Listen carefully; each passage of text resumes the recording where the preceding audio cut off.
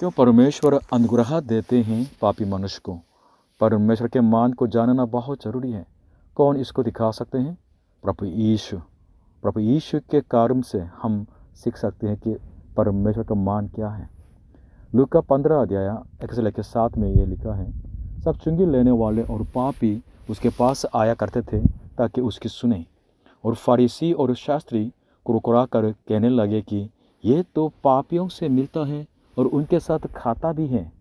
तब उसने उनसे यह दृष्टांत कहा, इनमें से कौन है जिसकी 100 भेड़ें हों और उनमें से एक खो जाए तो 99 को जंगल में छोड़कर उस खोई हुई को जब तक मिल न जाए खोजता न रहे। और जब मिल जाती है तब वह बड़े आनंद से उसे कंधे पर उठा लेता है और घर में आकर मित्रों और पड़ोसियों को इकट्ठे करके कहता है, मेरे साथ आनंद करो क्योंकि मेरी खोई हुई भेड़ मिल गई है।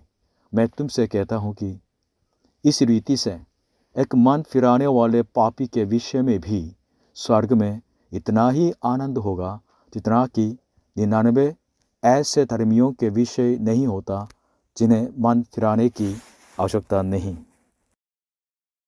आज के वचन इफिसियों की किताब 3 अध्याय 8 से लेके 13 तक। मुझ पर जो सब पवित्र लोगों में से छोटे से भी छोटा हूँ, यह अनुग्रह हुआ कि मैं अन्य जातियों को मसीहा के अगम्य धन का सुसमाचार सुनाऊं और सब पर यह बात प्रकाशित करूं कि उस भेद का प्रबंध क्या है जो सबके सृजनहार परमेश्वर में आदि से गुप्त था, ताकि अब कलीसिया के द्वारा परमेश्वर का नाना प्रकार का ज्ञान उन प्रधानों और अधिकारियों पर जो स्वर्गीय स्थानों में हैं प्रकट किया जाए, उस सनातन मनसा के अनुसार जो उसने हमारे प्रभु मसीह यीशु में की थी, जिसमें हमको उस पर विश्वास रखने से हियाव और भरोसे से निकट आने का अधिकार है। इसलिए मैं विनती करता हूँ कि जो क्लेश तुम्हारे लिए मुझे हो रहे हैं, उनके कारण हियाव न छोड़ो, क्योंकि उनमें तुम्हारी महिमा है। 100 या 200 साल पहले तो कोरिया में बहुत बीमारियाँ और अंधकार और कंगालपन था, इसलिए लोग इधर आना नहीं चाहते थे। लेकिन परमेश्वर ने अपने लोगों को बचा के दूसरे देश में भेजा है, दूसरी जातियों में भेजा। कोरिया में भी करीब 106 साल पहले से बहुत मिशनरीज लोग आके उन्होंने अपनी जवानी को, अपने जीवन को दे दिया है। क्यों? परमेश्वर के प्रेम की वजह से है। मैं आज एक अमेरिकन मिशनरी लेडी के बारे में बताना चाहता हूँ। 25 साल में वो कोरिया आई थी। उनका नाम है रूबी खेंड्रिक, जो तस्वीर में है। कोरिया में आके 8 महीने के अंदर अंदर उनको बीमारी आ गई है, वो यहाँ मर गई है। मरने से पहले उसने एक चिट्ठी लिखी थी अपने माँ बाप को, मम्मी पापा, ये मेरी अंतिम चिट्ठी हो सकती है। मैं एक बीज बन के कोरिया में मरना चाहती हूँ। जब टाइम बीत जाते हैं, जब परमेश्वर का टाइम आ जाता है, तो कोरिया में भी बहुत फूल फलेंगे और वे लोग तो दूसरे देश में जाके इस तरह बीज बन जाएंगे। मैं इस देश के अंदर मेरे दिल को तो डालना चाहती हूँ। यह सिर्फ मेरा प्यार नहीं, वरन परमेश्वर का वो प्यार है जो कोरिया के प्रति है। मम्मी पापा, मैं आपसे प्यार करती हूँ। कोरिया के अंदर, सोल के अंदर एक जगह है याहवाजिन मिशनरी कब्रिस्तान। वहाँ बहुत लोग तो मरे हुए हैं। कोरिया में आके कोरिया के अंदर तो सुसमाचार बांटते। हाँ, सच है, परमेश्वर पापी मनुष्य को अनुग्रह देते हैं। क्यों? न केवल उनको बचाने, वरन उनके द्वारा बहुत लोगों को बचाने के लिए। हालेलुया। दूसरे देशों से ज़्यादा इंडिया को बहुत आशीष मिली है, न केवल जमीन के अंदर बहुत चीज़ों की वजह से, वरन वास्तव में इंडिया ने पहले शताब्दी में प्रभु यीशु के बारे में सुना है। प्रभु यीशु के 12 चेलों में से एक थोमा इंडिया में आके उसने अपनी जान दे दी। न केवल यहाँ तक, बीच में बहुत प्रभु के सेवक लोग इंडिया में आए थे और कुछ 100 साल पहले विलियम कैरी जो इंग्लैंड से हैं, वो इंडिया में आए और बहुत भलाई का काम इंडिया के लिए किया है, सुसमाचार बांटा है। और अभी भी उनके कब्रिस्तान, उनके परिवार का कब्रिस्तान सेरामपुर में, जो कलकत्ता से ज़्यादा दूर नहीं है, वहाँ है। परमेश्वर का पुत्र प्रभु यीशु स्वर्ग छोड़ के इस दुनिया में आया, क्यों? कारण क्या है? सुसमाचार बांटने के लिए, लोगों को अनंत जीवन देने के लिए। हमें मालूम है ना कि यूहन्ना 3:16, क्योंकि परमेश्वर ने जगत से ऐसा प्रेम रखा कि उसने अपना इकलौता पुत्र दे दिया, कि ताकि जो कोई उस पर विश्वास करे वो नाश न हो परंतु अनंत जीवन पाए। परमेश्वर ने अभी तक बहुत सेवकों को इंडिया में भेजा सुसमाचार बांटने के लिए, और जो इंडिया से बाहर गए हैं उन इंडियन लोगों के लिए भी परमेश्वर कलीसिया के द्वारा, चर्च के द्वारा सुसमाचार पहुंचाते हैं। ये सब क्यों? क्योंकि परमेश्वर इंडियन से प्रेम करते हैं। परमेश्वर चाहते कि इंडियन बच जाएं। संसार के हर जाति के प्रति परमेश्वर का ये प्रेम है, वास्तव में आज के पौलुस के वचन के द्वारा भी प्रकट हो जाता है। हम गहराई से मनन करेंगे।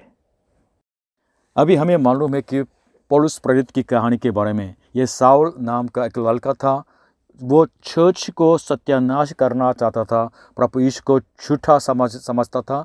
लेकिन जब प्रभु यीशु के विरोध में तो कार्य करते करते प्रभु यीशु से मुलाकात हुई है, जो मृतों में से जी उठा है, तो उसके अविश्वास टूट गया है और उसकी आंखें खोल गई है। वो प्रभु यीशु की महिमा को देख सका। जब प्रभु यीशु के आज्ञा के अनुसार उसके चेले अनानिया ने आके उसके लिए प्रार्थना की, उसकी आंखें खोल गई है। उस दिन से लेके अंतिम दिन तक वो प्रभु यीशु के प्रचारक बना, प्रभु यीशु के सुसमाचार बांटने लगा है दूसरे देशों में जाके भी। प्रभु यीशु अपने को सताने वाले भी अपने चेले के रूप में बनाते हैं, पापी मनुष्य भी पवित्र बना देते हैं।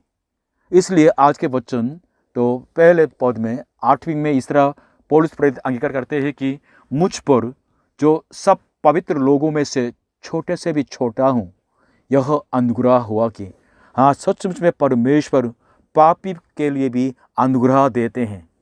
संसार लोग कहते हैं कि पापी को सजा दो, पापी को नाश करो, लेकिन प्रभु यीशु पापी से प्रेम करते हैं, पापी को बचाना चाहते हैं, पापी को पवित्र बना देते हैं। हाँ, प्रभु यीशु के सुसमाचार अगर आपके दिल में आ जाएं, प्रभु यीशु पर विश्वास करें, आपके जीवन परिवर्तित हो जाएंगे, आपके जीवन पवित्र हो जाएंगे। हालेलुया। क्यों परमेश्वर पापी मनुष्य को अनुग्रह देते हैं? ताकि उससे लोग नंबर 1 सुसमाचार सुने। आज के वचन 8वें पद में इस तरह है, अन्य जातियों को मसीहा के आगम्य दान का सुसमाचार सुनाने को परमेश्वर पापी मानुष को चुनते हैं। सुसमाचार प्रभु यीशु मसीह के बारे में न्यूज़ है। यहाँ इस तरह लिखा है कि मसीहा के आगम्य दान का सुसमाचार, कि समाचार के अंदर खजाना है। ये कोई संसार के किस खजाने से तुलना नहीं किया जा सकता है।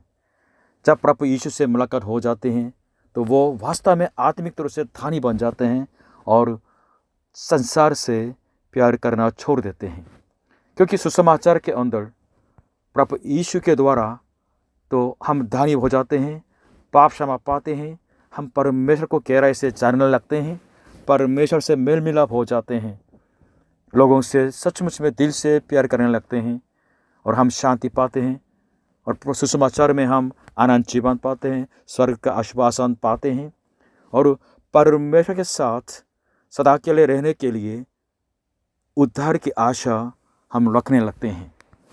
इसलिए पौलुस कहते हैं मसीह के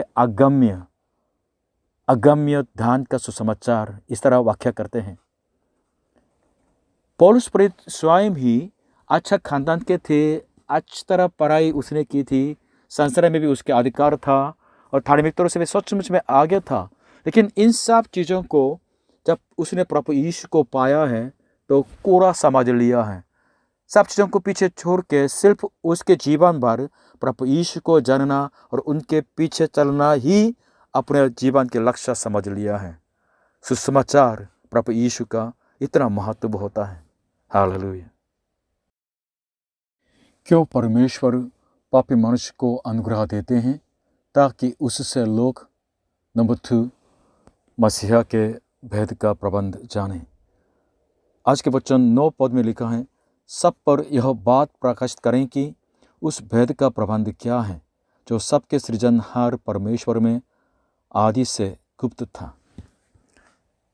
सुसमाचार वास्तव में top सीक्रेट था, लेकिन जब टाइम आ गया परमेश्वर ने निश्चय किया कि उसको प्रकट करें। इस top सीक्रेट के अंदर मुख्य व्यक्ति कौन है? प्रभु यीशु मसीह हैं।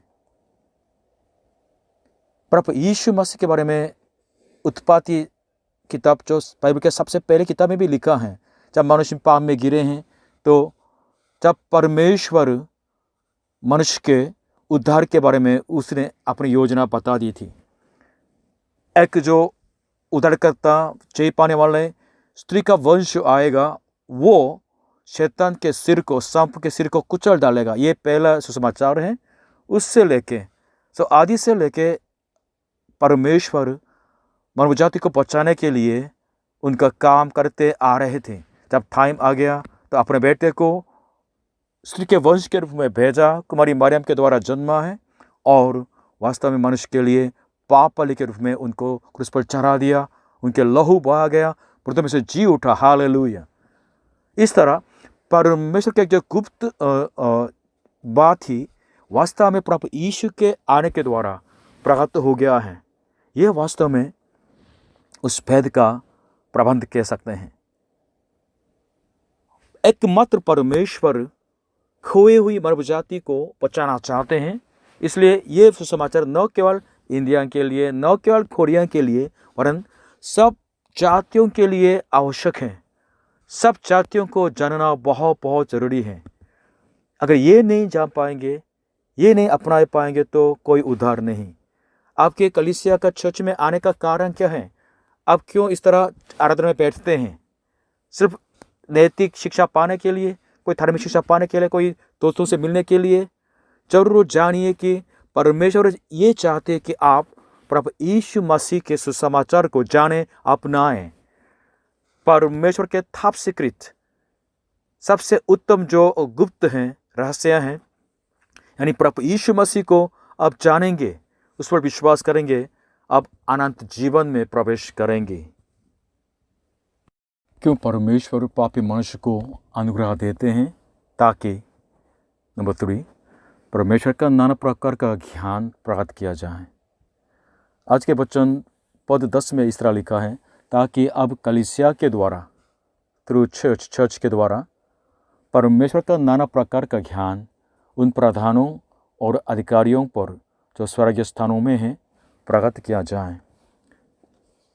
चर्च का काम सिर्फ मनुष्यों के पास सुसमाचार पहुंचाना नहीं। आज के वचन ये बताते हैं कि न केवल मनुष्यों तक, वरन अनदेखी अस्तित्व तक, यहाँ उन प्रधानों और अधिकारियों पर जो स्वर्गीय स्थानों में हैं, या स्वर्ग दूतों भी इस तरह जान जाएंगे कि चर्च के द्वारा परमेश्वर का कितना गहरा ज्ञान प्राप्त हो गया सुसमाचार के द्वारा। देखी चीज़ें भी हैं, अनदेखी चीज़ें भी हैं। परमेश्वर ने मनुष्य को बनाया, लेकिन स्वर्ग दूतों भी बनाया ना, इसलिए बहुत अनदेखी जो वास्तवित्व है वे भी देखेंगे चर्च के द्वारा परमेश्वर की योजना कैसे गहराई थी। परमेश्वर ने इन सब बातों को छिपा के रखा था, लेकिन जब टाइम आ गया तो अपने बेटे के द्वारा मनुष्य जाति को बचाया और कलीसिया को बनाया, चर्च को बनाया। चर्च में हर जाति से जो बच्चा के उन लोगों को चर्च में इकट्ठा किया है, एक देह बना दिया, विशेष पवित्र देह बना दिया है। मसीह का देह भी कहलाते हैं, ये चर्च है। इसलिए इफिसियों की किताब में इस तरह लिखा है, चर्च तो पत्थर का कोई नहीं है, वरन चर्च मनुष्य है, जो बचे हुए मनुष्य प्रभु यीशु के लहू के द्वारा धो दिए गए मनुष्य के झुंड होते हैं। परमेश्वर उनमें वास करना चाहते हैं। इसलिए मंदिर क्या है? पत्थर के, कोई लकड़ी के नहीं। और मंदिर प्रभु यीशु के लहू से धो दिए गए लोगों के, जो देह बन गए लोगों के एक जो झुंड है। ये कलीसिया है, मंदिर है, जहाँ परमेश्वर की उपस्थिति है। इस तत्व को देख के, इस कलीसिया की वास्तविकता को देख के न केवल संसार के लोग वरन स्वर्गीय दूते भी सचमुच में विशेष ज्ञान को प्राप्त करेंगे। परमेश्वर ने कितने गहराई से इस दुनिया के अंदर, इस मनुष्य के इतिहास के अंदर अपने महान कार्य किया है। हालेलुया। परमेश्वर के मानसा को जानना आसान नहीं है। जब हम परमेश्वर के मान को जानेंगे तब हम शांति पाएंगे। आज के वचन ये बताते हैं कि पद 11 में उस सनातन मानसा के अनुसार जो उसने हमारे प्रभु मसीह यीशु में की थी। मतलब सुसमाचार में परमेश्वर के मानसा की पूर्ति हो गई है। प्रभु यीशु मसीह इस दुनिया में क्या करते थे? प्रभु यीशु मसीह दुनिया में आके परमेश्वर के इच्छा का पालन करके जिए थे। प्रभु यीशु मसीह को छोड़ और दूसरा नहीं वास्तव में परमेश्वर की इच्छा को जानते हैं और उस इच्छा की पूर्ति करते हैं। सिर्फ प्रभु यीशु मसीह ही परमेश्वर की इच्छा की पूर्ति की है। इसलिए परमेश्वर के उद्धार के रहस्य भी प्रभु यीशु में पूरी रीति से प्रकट हो जाती हैं। प्रभु यीशु ने वास्तव में अपने पिता के आज्ञा को मान लिया है।